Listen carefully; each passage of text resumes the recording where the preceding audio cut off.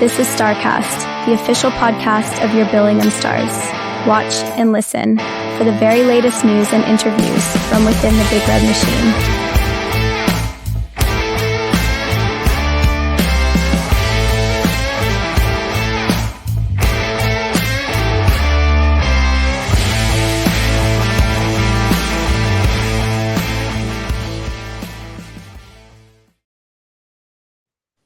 Hi, once again, everybody. Welcome to the Billingham Stars podcast. This is Starcast, the official podcast of your Billingham Town Council sponsored Billingham Stars, here with episode 9.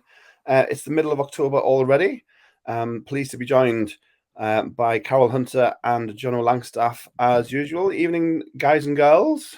Evening, all. How are we doing from our free weekend? Did we achieve everything we wanted to? Yeah. Painting's done well, to the point I could get to, but yes, the paintbrushes did make an appearance over the weekend. And is the garden sorted, Carol? It's not sorted, but I did actually venture into the garden, yes. No, it was an odd one. Was having a completely hockey-free weekend, just watching scores coming here and there, but we'll bill it as another unbeaten weekend for the Billingham Stars. The run keeps going. Plenty to talk about other games in the NIHL, which we'll do in a moment. Returning to action, the Billingham Stars this week, away game in Sheffield, who also became a bit of a story on Saturday. We'll talk about that, and then return to home, the Forum Ice Arena on Sunday, and it's the division's new boys, the Leeds Knights, NIHL 1 team. They come into Billingham on Sunday. We'll talk about that.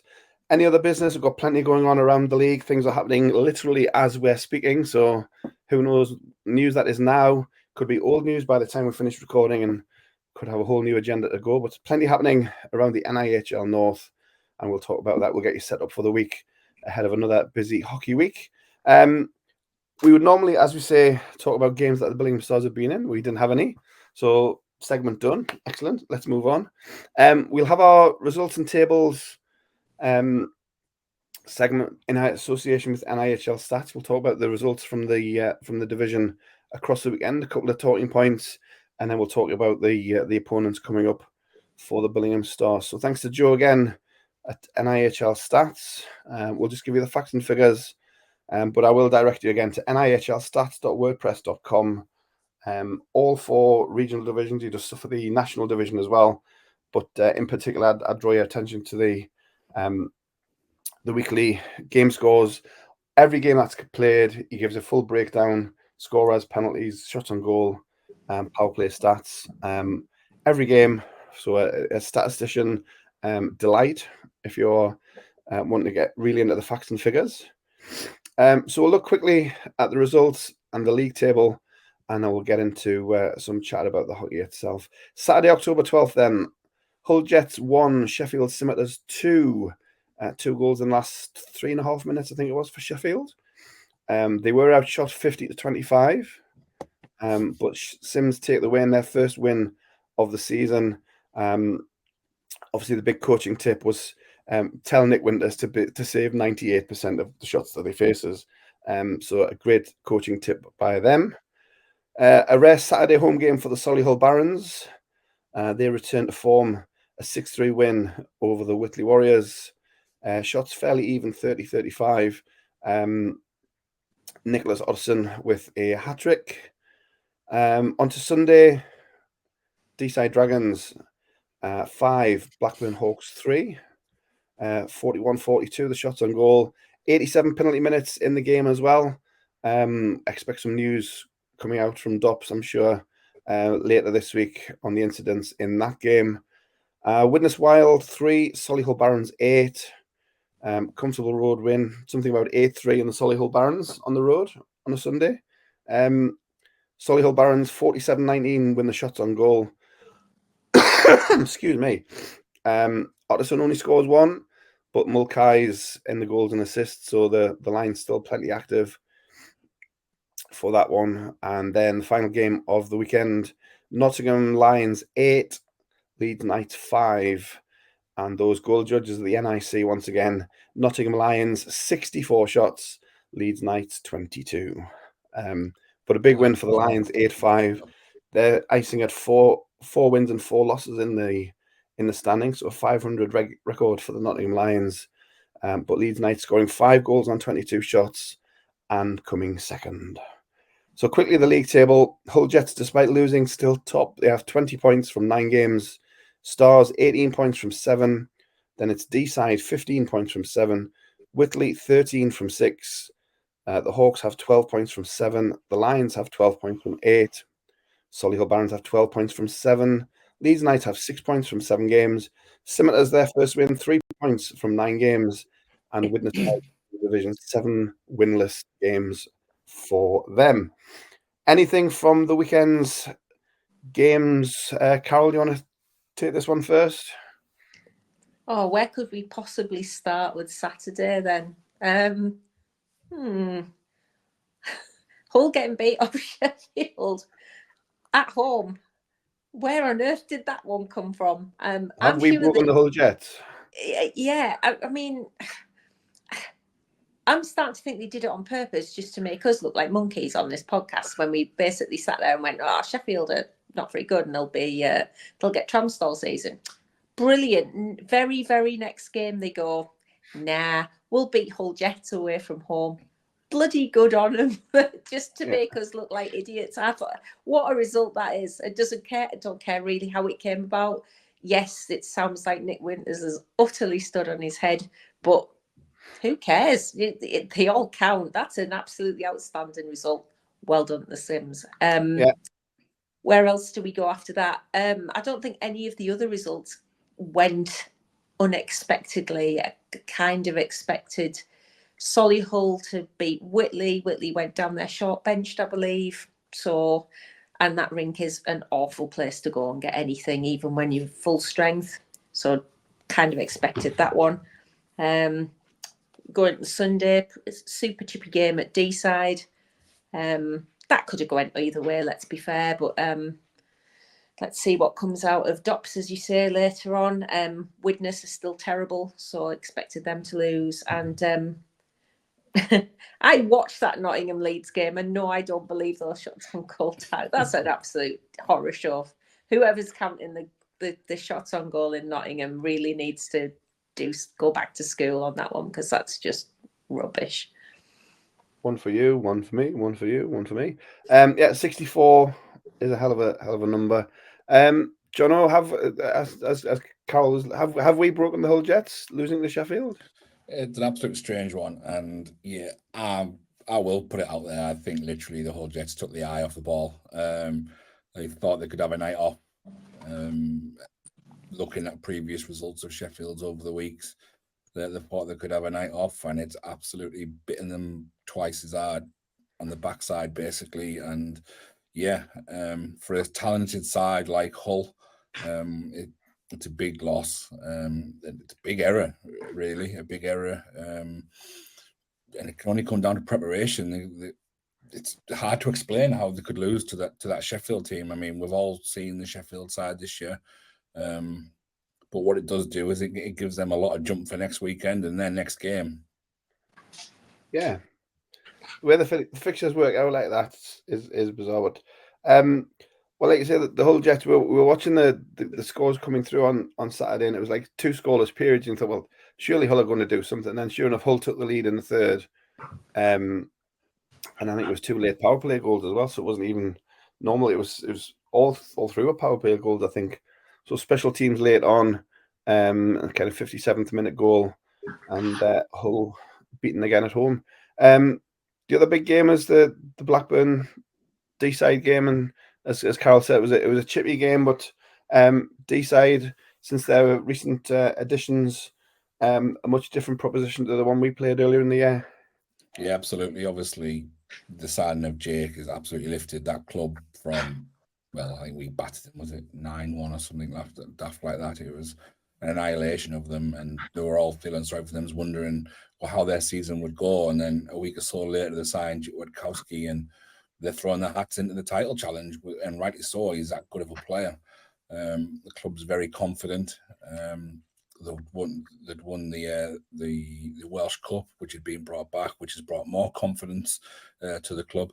And when at this game, just as confident as they have been in any other game. Obviously, they got battered by the Hawks the same weekend we battered them, and they stuck one back on them and took the game. Yeah, it is certainly tightening up at the top of the division, and like you say, John, Sheffield's win gives them a boost, and whoever plays them next checks notes. It's us on Saturday. We'll go into that then. If there is more to talk about Blackburn and Deeside, we'll mention that under any other business. But after their week of no games, Billingham return Ice Sheffield on Saturday. The big Olympic pad, not always our friend, and a rejuvenated Sheffield, and who knows, Nick Winters is more Nikolai Habibulin, and we're going to be ready on Saturday, Carol. Absolutely, and you know what? We've had a real mixed bag of results when we've gone to Sheffield for whatever reason. I mean, don't forget we do excuses and not facts on this show. But we have sort of struggled with the larger ice pads. Sometimes we've struggled with various elements going down to Sheffield, but sometimes we come out on top, sometimes we don't. And this one, do you know what? On paper, really, we should be looking to come out with all 3 points. But the way this league's going and the way some of these results are spitting out, who knows? We cannot afford to take our eye off the ball, as Hull Jets clearly did, as John said. We can't. It's not doable to just turn up and expect to win. So we have to go there like we would to any other team in this league, and we have to turn up and we have to bring our A game. And if we don't, we've all seen what's going to happen. Yeah, and it's like Andy Dinter said on this pod, Jono, and I think Fuzzy said it in an interview this year as well. Whoever you're playing, and I think we said it last week's podcast as well. Whoever you're playing, if you're not ready to play, this division will bite on the bum, as you say. So we need to be avoid an upset at all costs. Yeah, absolutely. I mean, this weekend is as big as a weekend as the weekend with Hull and Solihull. You know what you're getting with them teams. You know how good you have to be.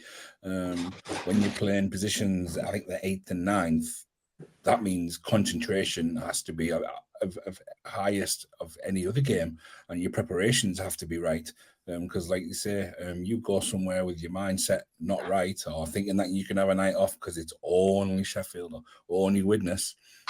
You get results like what happened on Saturday, and you get big time, just as the Hull Jets found out. Yeah. Anybody in particular to look out for? Obviously, we mentioned Aidan Dancer in the kind of pre-season talk. He's kind of up and down with the Steel Dogs as well. But obviously, Nick Winters is feeling it at the moment. Anybody particularly in the Sheffield lineup, or are we just got to take them as a team on the up and be ready to face them? For me, I think you've got to take them as the team that they are. They'll be a tight-knit group, as you'd expect most Sheffield teams to be. They'll be well drilled. Doesn't matter who the coach is there, really, to be honest. They've all come through a system where they all pretty much kind of play the same way. There is one or two standout guys who can be a difference maker. Obviously, we mentioned in Dancer. I think Pelling's another one. He's quite quick. Always seems to find himself in open space as well. So yeah, the lads need to be defensively on it and concentration at its peak. Yeah, and we saw that training on Thursday, Carol. The guys were kind of taking advantage of the no games, but the training was still at the intensity that they want to keep the momentum that they've gained over the last few weeks. They want to keep that going. So hopefully by another couple of training sessions this week, by the time puck drop comes on Saturday, they'll be ready to go. Yeah, I'm hoping everybody is caught up with training talks that got put out at the weekend. I think Sykesy kind of hit that nail on the head. It's really important to have 2 good training sessions last week, even without a game, just to keep the legs going, just to keep that momentum going, just to keep everything fresh. So hopefully 2 more good sessions this week, ready for a double header this weekend. And you would hope that those training sessions have all been put together specifically in prep for what could be two banana skins. Yeah. I mean, a quick aside, you mentioned the Training Talks interview. Obviously, Sykes ideally would have been the post-game, excuse me, post-game on Sunday, but we had the fire alarm incident. So we did Sykesy just before, literally, as you can see, he was in his kit, just about to go on the ice. We also did Darren Statusfield, which is kind of a first appearance in a kind of club media for Darren. And I don't know if he's got a lot of friends or a lot of friends in high places, but that just went ridiculous on the Facebook page. 2,500 views, I think, for Darren. I think there's a few on YouTube as well. So, I mean, I thought Darren spoke very well about how he's kind of come back to hockey. But these training talks, if we get the guys, maybe he's a bit more relaxed on the training rather than the post game day. And we get some good stuff here. Did you hear the Darren interview, Jono? I did, yeah. You spoke very well. Glad to see that. Obviously, he found the hunger for the game again. And I understand how these lads can lose it. They play from a very early age, and it's not like football or cricket where you're playing at sociable hours or training at sociable hours. You're doing it from a very early age. It's late nights, and when you become a teenager and priorities change, and then work life begins. And so, yeah, it's good that he came back. He said that he came back for the Bucks, didn't know where it was going to take him, found that he loved the game again, and an opportunity came along for this year for him to step up and play at a high level. And Darren fancied the challenge, and he backs himself to compete at this level, and I fully back him to do that. He had a great start until, unfortunately, he got banned. Yeah. And he mentioned something that we've said a few times on this pod, Carol, the impact that Richie Thornton's having on the bench for the Blue Liners, the experience he's able to pass on, little hints and tips to make everybody on the blue line a bit better, and obviously Darren giving the voice to that and seeing how beneficial that's been to him and the defence this year.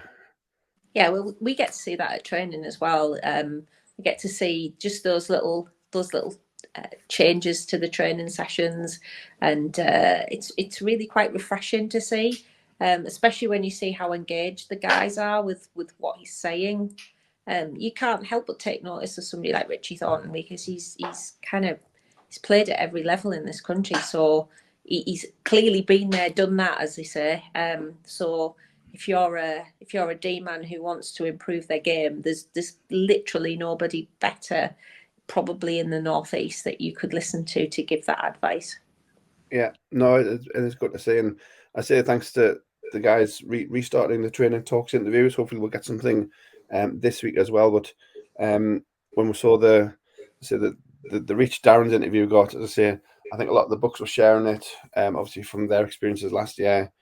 A lot of the books as well kind of challenging Darren on him being a bit more mature this year. But no, it was good to see the banter. Obviously, the lads talk about the crack in the dressing room, the atmosphere, which we've talked about the last couple of years at the Stars, and obviously Darren's appreciated that coming back as well. So that's all on our social medias and YouTube channel if you want to keep up with all of the content that we do, all of our stuff. But yeah, just a little aside, as you mentioned it there. Anything else on Sheffield? Obviously, it's a funny time. It's 4:40, so it's not quite an afternoon game. It's not quite an evening game, and it's kind of just knacks your Saturday up completely. But well worth a trip to Ice Sheffield. Anything else on the Sheffield game? Yeah, we can't really talk about rink food. Yeah, because it's the Skims, it's not the stale dog, so that's a big black mark for Ice Sheffield. Are the dogs on afterwards? So if you're staying down here, maybe could take in some Ice Sheffield rink food. I don't know. I haven't checked, but it's still not the same. It's not. You need in-game pie peas. That's how it is. Yeah, and that only comes with the NIHL National Division at the moment, unfortunately. So yeah. Excuse me again. Well, it's 4:40 Saturday. I say the return to action on the road for the Billingham Stars. If you're traveling down there, I say with your mini shirt and your air freshener in the car, all with the Billingham Stars logos. Shout loud and proud, as we always say, for the Big Red Machine. Or bucket hats, yes, also available. Yeah. Good call there, Carol. Yeah, but enjoy the trip down to Sheffield. It's always nice nice trip. It's one of the nearest ones. I say just travel safe, loud and proud, and enjoy the game. Returning to action at home 24 odd hours later, and it is a brand new team coming to the Forum. Leeds Knights NIHL 1 team. Our visitors on Sunday, 5:30 as usual, the Forum Ice Arena. As we saw, they're not afraid to put the puck in the net so far this season, but they find themselves towards the bottom end of the league. Jono, do you want to take the first shot at Leeds and tell us what we can expect to see on Sunday evening? Yeah, I think you're going to see a very young side, obviously. It is a development team. They've signed a few guys that names will recognise from other teams. A guy like Prince Heinzel here, he'll be a standout. He was pretty much the talk of the Skims last year. He's chanced his arms over at Leeds. They're going to be a very fast team. From what I've seen so far, and from what I've been told from people who have watched them, a very fast team. And the Stars will have to be ready. They're not shot shy, that's for sure. They'll take their shots. They've got some good finishes in there. Some very, very, very good young talent coming through. As we can see, I think one's already stepped up and played for the senior nights. The first one out of their production, as they say. And defensively, netminder not quite as strong as where the Stars can make here. But yeah, I expect probably a very fast-paced game. I think that will suit both teams. Yeah. Michael Denecko was another name I recognised, stepping up from moving over from Sheffield. He was a Sheffield Scimitars prospect, and obviously getting more into the Leeds system, hopefully. Carol, you watched the game on Sunday at the Nottingham Lions, when the Lions had 64 shots and scored 8 goals. What did you see from the Leeds Knights that we can kind of share with the Stars coaching fraternity this week at training as we practice for our return to home action? They didn't ever give up. I think they became a bit of a pain in the backside for Nottingham as the game wore on. The Lions just couldn't shake them at points. So they came back to equalise a couple of times. So from that perspective, we can't really expect them their heads to drop at any point. They did look quite defensively for Ale. Although I did think the netminder had a really good game, but they let too many chances in their own zone, and that's possibly where the Stars can exploit. But being honest, it's just going to depend on what team actually turns up on Sunday. With it being a development team, it's quite difficult to know what that roster is going to look like till it actually turns up at the Forum on Sunday. But it's a Leeds Knights team. They're used to success. The club is going places. If you look at their junior system as well, so I think we can expect a battle. Yeah. And I think we said this in my summer edition. The addition of the Division 1 team kind of completes the pathway at Leeds from the juniors right through to the National League side, and similar to what we've done here at Billingham with Buccaneers into the Stars. It's all about development with Leeds Junior Knights. Seth Bennett, who's their chairman of Leeds Juniors, he's done it at Manchester. He's doing it again at Leeds. Huge on development and player development and getting the players through the pathway. So having that stepping stone from juniors to NIHL 1, then if you're good enough as it's was it Edgar Vengas was the guy who stepped up, I think. Edgar Vengas stood up, yeah. He stepped up. To have that pathway into the pro team, if you want to call them that, can only be good for players around that area, and if it's a formula that works, as we've seen with ourselves and other teams, it's something hopefully that other teams will kind of follow on, and we will get this development pathway right throughout the NIHL. Carol. Absolutely, I think. Excuse me. I think there's clear differences now developing between those teams that do provide pathways and do develop their own talent, and those that have to look around their own regions and beyond to bring players in. I really like the way that we've done it at Billingham, and that a lot of the players now are sort of being brought through the development system here. Obviously not everybody, but the majority, and I think that bodes well for the future, because obviously you can't rely on that pipeline. You really do need to keep working on it and keep developing. But I think it's quite obvious those teams that don't have that pipeline, they're always looking for the next best thing around their own regions. I don't think that's necessarily a good thing, especially if you're over reliant on something like two-way contracts with players that don't necessarily have the same level of loyalty, if you like, to that region. So I think doing it this way, and looking at what Leeds are doing, and looking at what Hull are doing, and looking at what Sheffield are doing, I think that is the way to go. This isn't a professional sport at all tiers by any stretch of the imagination in this country, and I think those clubs that rely on themselves more have the potential to be more successful going forward. Yeah, and we've seen that, John, haven't we? This year with ourselves. Obviously, Bucks had a great year last year. Jacobs made the step up. We had Lucas Dowdle, Ben Greenhill just get a nice time with the Bucks and moving up. Stewie Jackson from defence. We've got the other guys like Sam Dowes and Tom Wakefield's there kind of on the fringes. They're training with seniors and moving up and down. So there are the opportunities there. And as Carol alludes, it's a resource on your doorstep for Billingham. They don't need to go and, yes, we brought Conor McNulty in from outside, but he was an exceptional choice, you could say. But for pure development, the players are on your doorstep. It makes it easier to bring those players on and give them the opportunities.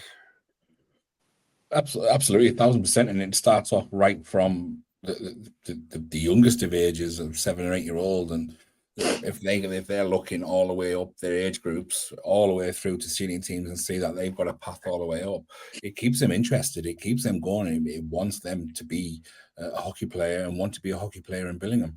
Whereas I think over the years, even ourselves, one or two have looked at other clubs like a Sheffield or a Hull and thought, the pathway to a higher standard is that another club for me, and that's not what we need in Billingham or other clubs. We've got a very good pathway. We've got a very good proven history of producing fantastic talent, and it's only going to be prolonged now that we have the Buccaneers as well. Those kids who are adults who may leave the game at 18-year-old, who aren't just quite ready for Stars hockey, have now got the Buccaneers to go and show the talents and maybe grow into the skates a little bit and prolong a career, and maybe then get into the Stars afterwards. They don't have to walk away from the game. Yeah, no, it's good, and say all power to the Knights Division 1 team, just not on Sunday, please. But no, we're looking forward to see them, see who comes along, and we hope fans will enjoy it. It'll be a good game, as Carol says, a good game to watch. The hockey will be played at a good pace and played in the right way, as the cliche goes. But we look forward to seeing folks back at the Forum after a couple of weeks break. Sunday 5:30 face off, as usual. Doors open the usual time. Usual things around the game. We'll talk about that shortly in AOB, I'm sure. Anything else around Leeds or this weekend in general? I mean, we'll look at the division fixtures as a whole. Should we do that? Segment sponsored by Stick to the Pod, because that's what they do. The only fixture that really stands out to me, other than obviously Stars games, is the Blackburn Hawks and the Whitley Warriors, who normally have big games against each other. Yeah, and that's Saturday night. Obviously, Sheffield against ourselves, Leeds against Solihull on Saturday. Blackburn Whitley, as I say, on Saturday at the Nest, and then Sunday's games: ourselves against Leeds, Solihull against Deeside, not be too bad, and Widnes against Blackburn. So 6 fixtures, quite a busy slate in the Division 1 North. Plenty to go on, and we'll look forward to talking about those games in next week's podcast. So if there's nothing else on the weekend ahead, we'll move to any other business, which this week is kind of a bit of a news segment, because in the last hour or so, as we've been recording, the Blackburn Hawks have announced the signing of I'm not playing this year, Andrew McKinney. Meow. Indeed. From D-side, obviously from D-side. We previously seen him at the Forum when he was playing for Telford in the excuse me, in the season that Telford came down because everybody went bankrupt. Yeah, and he's been playing with D-side. Said in the summer that he wasn't going to play this year, and now he's signed for Blackburn. So that'll be an interesting one when they next meet. Are we just saying that without comment? Yes. We'll just let that one go. And then, as we were talking about possibly more things happening, more things did happen. And as we were starting to record, the D-side Dragons have announced the signing of Gary Simpson, who left Bristol yesterday from the National Division. Played in our division last year with Whitley Warriors on a two-way with Dundee, off the top of my head. So Gary Simpson's back in the NIHL Division 1 with the Dragons as their retool on the fly continues. And our insider, Jono, says there may be other things happening around the Northwest as well. So keep our eyes peeled on things in the Northwest. Yeah, a lot of rumblings are going around the Northwest. It seems to be where all the actions and transactions seem to be happening. And I think there's a lot more news, 1 or 2 big bits to come. And remember, he was right about Jake Witkowski, folks. So listen to the man, the Elliot Friedman of the NIHL North. Yeah, so plenty still happening. Roster's still being shaped and things happening. So McKinney will bring out obviously some firepower to Blackburn if they're looking to kind of retool and things maybe not going the way they thought pre-season. Gary Simpson is a good pickup for D-side. Just adds to their strength and depth, and we'll see what else transpires. The signing of Gary Simpson, I think, helps D-side a bit more defensively because I've noticed the last few weeks they've had Jaron Dixon and Ross Kennedy both playing forward. Yeah, quite poor defensively. So him coming in might release one of them going back into defense, or both of them. Yeah, so they continue to strengthen. When we're talking about development and pathway, I did forget somebody that I think we had a chat about in the week, Carol. A Billingham prospect, because everything's centered around Billingham, as we know. Splat got one of the 2 points he needed the weekend to become the Elite League. So he's now tied with Colin Shields. Yeah, that's correct. As Elite League all-time leading scorer. So the next Elite League point that Robert Dowd scores, we'll see him clear in first place. So keep an eye out on Steelers' next league fixture. They're in Champions League action tomorrow or tonight, as you listen to this, on Wednesday. Hoping to qualify for the last 16, so we wish them well for that. But next weekend, incredible tournament as well, by the way. Yeah, that if you look at the teams that Sheffield are living with, I mean, getting a point from Zurich last week was fantastic for them as well. So they're really living it up in the Champions League for the UK scene. So they can qualify for the last 16 tonight, and it's a home game as well. So good luck to Splat and the Steelers. And as we said, next league point that Robert Dowd scores, we'll see him clear in first place all time in Elite League point scoring. So good luck to Splat for that one. Any other business? No, I don't think so. No. Usual selling job, Jono. So we're back on Sunday. So you'll be back behind your counter with your supporters club wares. Yes. The air fresheners are going down a treat. I'd get your hands on some before they go. There is 1 or 2 Adam's Angels pucks left, which obviously all money we make on those pucks, every cent goes to the charity, which they've done fantastic work. There's some championship jerseys available as well, car jerseys. So yeah, come and say hello and see what we've got. And like I say, I do promise that there is stuff in the pipeline, and we're not far off now from signing it off. And obviously the return of our big Christmas raffle is on the horizon as well. Yeah. And after this weekend, the next home game will be the Hockey Ween game against Nottingham as well. So that's the correct, yeah. Get that's also correct. Sorted. get your fancy dresses out, and we'll have a look, see who's dressed the best, and we'll have a little surprise for you as well. Ooh, surprise! Yeah. Like surprises. On our side, Carol, the media side, obviously we'll be at training this week. We'll see if we get another couple of volunteers for training talks.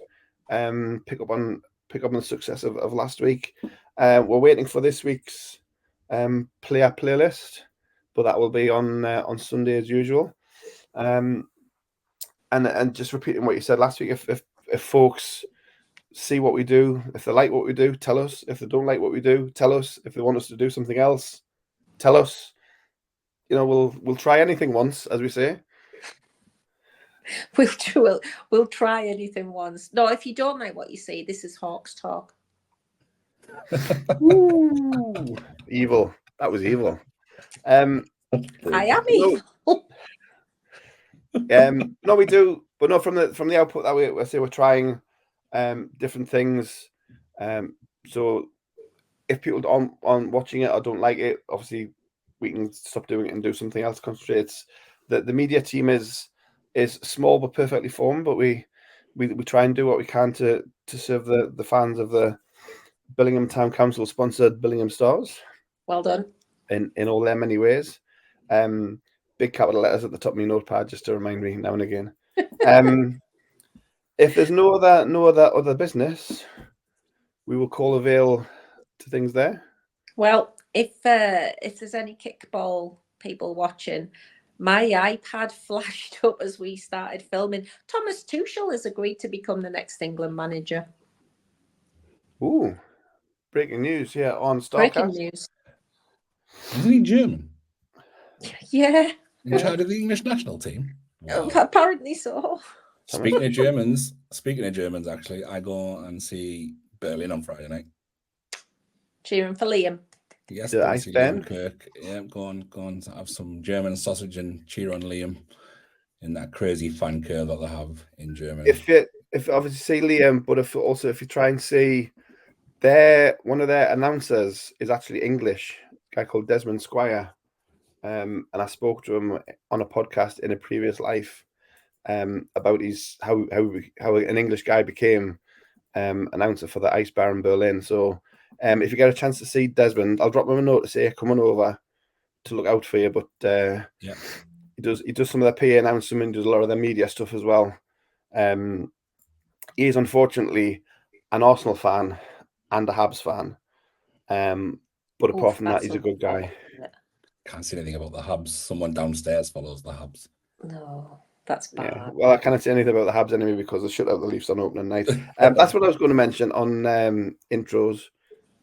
Last week when we were trying to be all clever and give our predictions, two of us said the Edmonton Oilers were going to win the Stanley Cup, and somebody else said the Colorado Avalanche.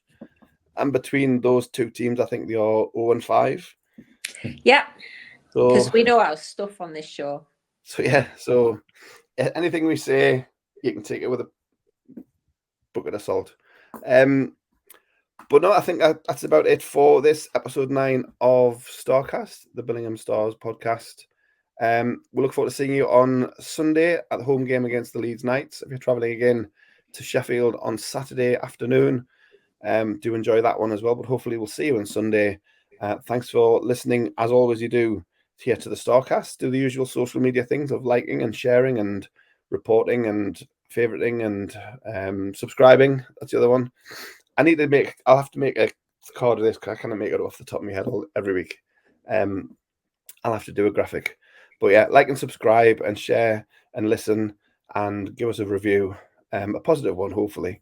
But yeah, we love hearing from the people who listen in. We'll do it all again next week after the games against Sheffield and Leeds.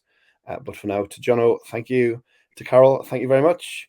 And for the breaking England news, this has been Starcast, the official podcast of your Billingham Town Council sponsored Billingham Stars. Thank you for being part of this episode of Starcast, the official podcast of your Billingham Stars. Remember to like and share this episode, send a review when you can, and follow us on social media for the very latest news and to find out when the next Starcast will drop.